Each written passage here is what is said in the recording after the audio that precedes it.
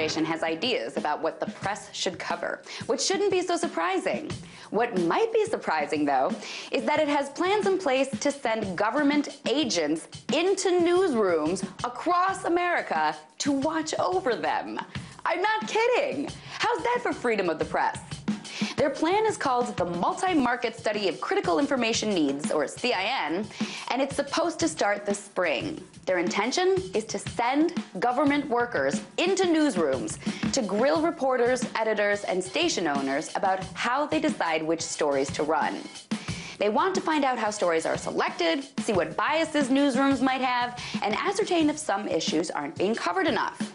Supposedly, the plan was put together to figure out how to lower entry barriers for minorities in broadcasting. But even the FCC's own Commissioner Pai isn't buying that.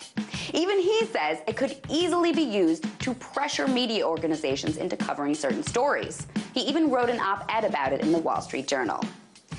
The FCC has put together 8 categories of critical information that it believes local newscasters should cover. Got that? The government has decided what it thinks the news should cover. And if that weren't insane enough, the FCC is expanding their regulatory powers in the new program to include newspapers, which it has absolutely no authority over. Some congressmen are saying it smacks of the fairness doctrine. That was a mandate that required FCC-regulated entities to offer contrasting viewpoints when covering big controversial issues.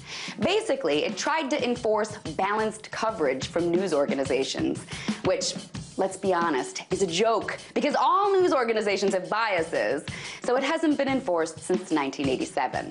But some are saying this new CIN initiative is very much like that, in that it tries to dictate what the news should cover. Of course, the FCC is all, what? Us? Try to control the news? Never! But come on. If that were true, they'd realize they have no business ever even going through the front door of a newsroom. The U.S. proudly boasts freedom of the press in its First Amendment. But this initiative clearly shows freedom is last on the FCC's list of priorities.